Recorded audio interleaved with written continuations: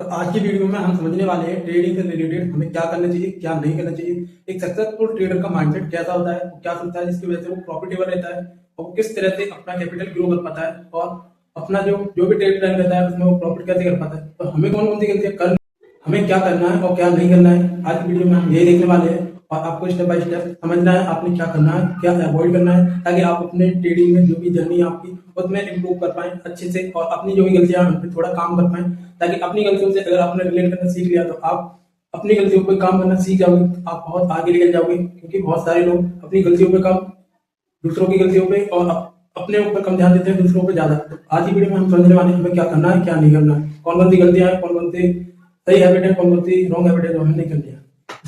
आपको क्या करना है, सबसे पहला पॉइंट, आपको डिसिप्लिन फॉलो करना है। हमेशा अपनी ट्रेडिंग प्लान और रिस्क मैनेजमेंट का प्लान करो। आपको जब भी ट्रेड करना है अपना डिसिप्लिन फॉलो करो, और ट्रेडिंग का रिस्क मैनेजमेंट और अपनी ट्रेडिंग प्लान के हिसाब से सेटअप बन जाए तभी ट्रेड करो। ओवर ट्रेड मत करो, हर छोटे मूवमेंट पर ट्रेड लेना अकाउंट खाली कर देता है। आप ओवर ट्रेड करोगे, कोई छोटा मूव देगा उसमें घुस गए, फिर कोई छोटा मूव देगा फिर उसमें आपने ट्रेड ले लिया, तो ऐसे करोगे ऐसे आपकी जो है लॉस होने की कैपेबिलिटी बढ़ जाएगी। तो आपका सबकॉन्शियस माइंड है वो आपको सही से कोई डिसीजन नहीं दे पाएगा, और आपका जो कॉन्शियस माइंड है वो नेगेटिव विचार डालता रहेगा, ये करो वो करो, इसी वजह से आप रॉन्ग डिसीजन ले लोगे और अपना लॉस भी कर दोगे। आपने दूसरा पॉइंट क्या करना है, पेशेंस रखो। मार्केट के हर मूव पर ट्रेड रिएक्ट मत करो, सही सेटअप का वेट करो। आपने क्या करना है, कोई भी पेशेंस रखना है। जब भी आप ट्रेड कर रहे हो, ट्रेडिंग में ऑप्शन में कर रहे हो, इंट्राडे ट्रेड कर रहे हो, कोई भी ट्रेड कर रहे हो, आपने पेशेंस रखना है। और आपका जब भी कोई मूव आ रहा है तो उस पर रिएक्ट मत करो, जब तक आपका कोई एक सेटअप न बन जाए प्रॉपर कि यहाँ से मुझे एंट्री लेनी है, यहाँ से एग्जिट करना है, तब तक आप कोई भी ट्रेड ना दें। लॉस रिकवर करने की जल्दी मत करो। आपको क्या नहीं करना है, लॉस की रिकवर करने के चक्कर में आप क्या करते हो, बड़ा लॉस कर देते हो। ये सबसे बड़ा आपका जो है मिस्टेक है, और रिवेंज ट्रेडिंग करना शुरू कर देते हो लॉस रिकवर करने के चक्कर में।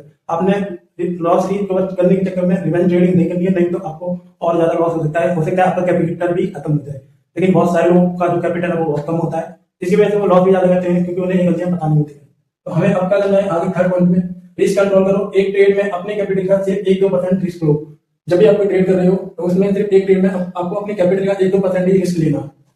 तीसरा, हमें क्या नहीं करना, रैंडम पे ट्रेड मत करो, हमेशा अपनी एनालिसिस पे रीड करो।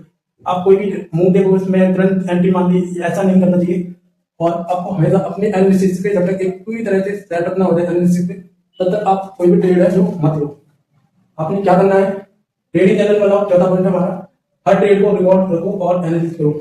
आपको ट्रेडिंग जर्नल बनाना, उसमें जो भी ट्रेड आप ले रहे हो उसे बनाओ, और उसमें अपना रिकॉर्ड भी, आपने कौन सा ट्रेड कहाँ पे लिया था, कौन सा ट्रेड कहाँ पे एग्जिट किया, यहाँ पे क्यों लिया था, यहाँ पे हमारा क्या सेटअप बन रहा था, और हमने सपोर्ट पे रेजिस्टेंस पे किस तरह से हम ट्रेड प्लान किया है अपना, और वो लिया था, वो सब कुछ लिखो अपने ट्रेडिंग जर्नल पर। आपने क्या नहीं करना है, स्टॉप लॉस इग्नोर मत करो।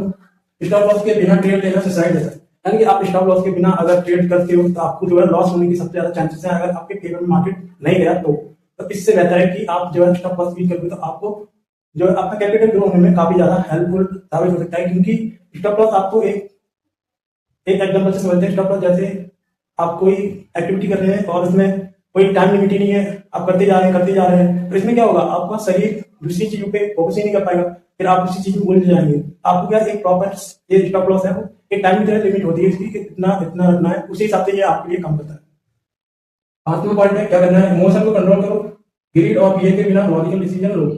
आप जब भी कोई ट्रेड कर रहे हो, ट्रेडिंग इमोशन को कंट्रोल करो ट्रेडिंग में, और अपना जो है जो भी डिसीजन ले रहे हो वो फियर और ग्रीड के बिना लो, ताकि आप अच्छे से ये जान पाओ कि मार्केट का क्या बिहेवियर है, क्या एनालिसिस है, क्या आप ट्रेड प्लान कर रहे हो। और ग्रीड में करोगे तो आपको पता ही चलेगा कि मार्केट का साइकोलॉजिकल या फिर अपना माइंड में क्या चल रहा है, आपको समझ में जाएगा।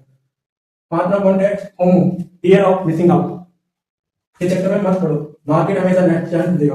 अगर आप FOMO fear of missing out के चक्कर में पड़ते हैं तो आपको क्या है, मार्केट नेक्स्ट, अगर आप इसके चक्कर में नहीं पड़ते हैं तो आपको क्या है, मार्केट नेक्स्ट चांस देगा, आपका कैपिटल सेफ बचा रहेगा, तो आप नेक्स्ट डे ट्रेड कर पाएंगे। लेकिन आपने अगर अपना कैपिटल आज ही सारा लगा दिया तो आप नेक्स्ट डे ट्रेड नहीं कर पाएंगे। इसकी वजह से आपको क्या होगा कि जब आप सेकंड डे जब ट्रेड करेंगे तो आपको क्या अच्छा मूवमेंट देखने को मिलेगा, लेकिन आपके पास कैपिटल नहीं होगा। लेकिन अगर आपके पास कैपिटल होगा तो उस दिन आपको बहुत अच्छे से अपना ट्रेड प्लान करना है, सारी चीजों को देखते हुए।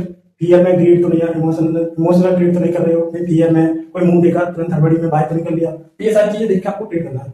और सीखने के लिए फॉलो करना ना भूलना, मेरी आइडिया है।